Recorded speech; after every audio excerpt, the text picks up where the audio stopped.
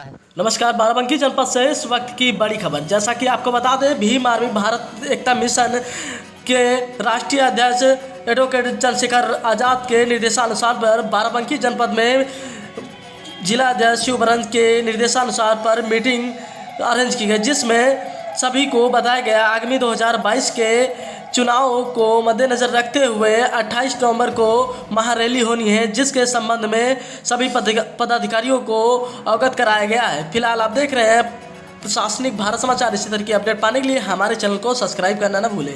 आज भीम आर्मी के कार्यकर्ताओं को क्या कार्यक्रम था? देखिए, भीम आर्मी और आज़ाद समाज पार्टी की संयुक्त बैठक की है, क्योंकि आने वाले 28 नवंबर को आज़ाद समाज पार्टी कांसीराम के तत्वाधान में एक महारैली होने वाली है उत्तर प्रदेश की राजधानी लखनऊ में, जिसमें हमारे मुख्य अतिथि रहेंगे हमारे चीफ आज़ाद समाज पार्टी के राष्ट्रीय अध्यक्ष माननीय शंकर आज़ाद जी। उनके आह्वान पर एक महारैली का आयोजन किया गया है। उस रैली में हम लोग कैसे पहुंचेंगे और भारी संख्या में कैसे पहुंचेंगे, कितने लोग जाएंगे, इस विषय में बैठक की गई थी यहाँ पे। महारैली के उद्देश्य क्या है? महारैली का उद्देश्य ये है, जो 2022 में चुनाव होने वाला है, यूपी का आम चुनाव होने वाला है। इस चुनाव में हमारा संगठन, हमारी पार्टी पूरे प्रदेश में चुनाव लड़ेगी। तो इस चुनाव को देखते हुए, चुनाव को मद्देनजर रखते हुए, जो भाजपा की नीतियाँ हैं, जो भाजपा देश लूटना चाहती है, इस देश लूटने वाली सोच को लोगों तक पहुँचाना कि हमारा देश बच जाए, अपने देश को बचाने के लिए, अपने संविधान को बचाने के लिए। इसके भाजपा सरकार तो अभी किसानों के लिए बहुत बड़ी सौगात दी है, क्योंकि जो 3 बिल कृषि कानून पारित किए गए थे, 1 साल से किसान धरने में बैठे थे दिल्ली में, तो उसको परसों की डेट में उसको वापस ले लिया गया है। क्या कहना चाहेंगे किसानों के लिए? क्या भाजपा, क्या लगता है 2022 का चुनाव आने वाला है, उसको लेकर के ये हटाया गया है, या फिर किसानों के? नहीं, ये किसानों के हित में नहीं, ये केवल 2022 के चुनाव को लेकर हटाया गया है, क्योंकि 2022 में अभी पंजाब में भी चुनाव होने वाले हैं, यूपी में भी चुनाव होने वाले हैं, और इसीलिए अगर उनको हटाना था, 800 किसान मर चुके हैं। क्या किसानों के मरने तक इंतजार कर रहे थे? वो सिर्फ इंतजार कर रहे थे कि जब चुनाव आए तब हम एक लॉलीपॉप देंगे। लेकिन माननीय प्रधानमंत्री जी का कहना है कि हम किसानों की बात जरा देर से समझे। आखिरकार क्यों, ऐसा क्यों? जब हम मंद बुद्धि का आदमी होगा तो देर से समझेगा ही।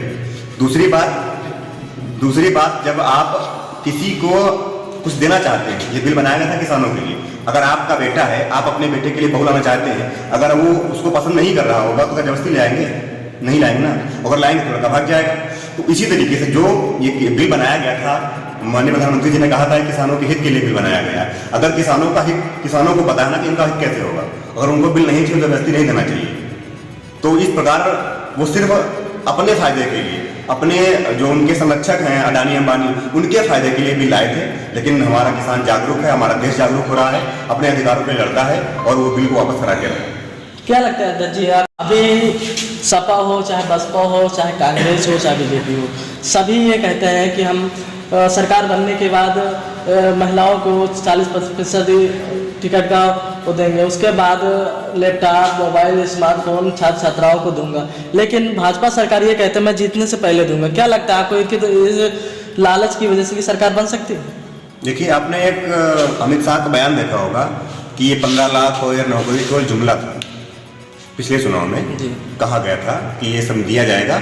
बाद में जब अमित शाह से पूछा गया तो उन्होंने कहा चुनावी जुमला था। उसी प्रकार से ये चुनावी जुमला है, वो चाहे लैपटॉप हो, चाहे वजीफा हो, स्कॉलरशिप हो, और चाहे किसान बिल हो। दूसरी बात मैं आपको बता दूं कि अभी चुनाव से पहले कम से कम 3 बार डीजल पेट्रोल के दाम और गिरेंगे। ये चुनावी लॉलीपॉप देंगे कि हमारी सरकार महंगाई कम कर रही है, क्योंकि जो दर पर सरकार दे चुकी है जनता को पिछले 7-8 सालों में, वो जब अभी हाल ही में जब महंगाई कम होगी, मरहम लगेगा जनता के गाँव पर, वो जो पुराने जख्म है जनता भूलेगी। इसलिए जनता को पुराने जख्म भुलाने के लिए ये केवल मरहम लगाने का काम कर रहे हैं, ये केवल लॉलीपॉप देने का काम कर रहे हैं। इसी लॉलीपॉप के चलते डीजल पेट्रोल के दाम भी घटाएंगे, किसान बिल भी वापस लेंगे। क्या नाम है आपका, किस पद पर? मेरा नाम है एडवोकेट शिवबरंज सिंह, मैं जिला अध्यक्ष हूँ भीम आर्मी भारत एकता मिशन बाराबंकी। धन्यवाद। इसमें क्या फिर से इनकी सरकार बन सकती है? क्योंकि मैं अभी तो किसान कृषि बिल वापस ले गए। महंगाई की बात करें तो डीजल पेट्रोल हो, चाहे जो आया, तो वो तो सेम वैसे ही। सरकार बनने और बिगड़ने के 2 फार्मूले हैं। धर्म का नशा समाज में, उसकी रोटी छिन रही है और वो राम के लिए लड़ाई लड़ रहा है।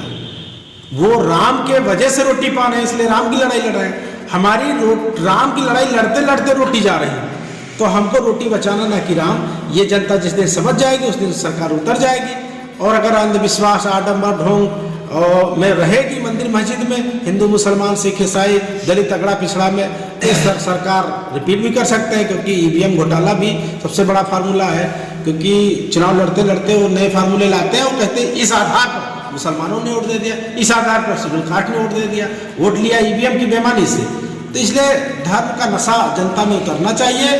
जब धर्म का नशा उतरेगा, ढोंग आडंबर से हटेगा, तब वह राम छोड़कर रोटी रोजगार पर बात करेगा, शिक्षा, स्वास्थ्य, सुरक्षा, सम्मान पर बात करेगा।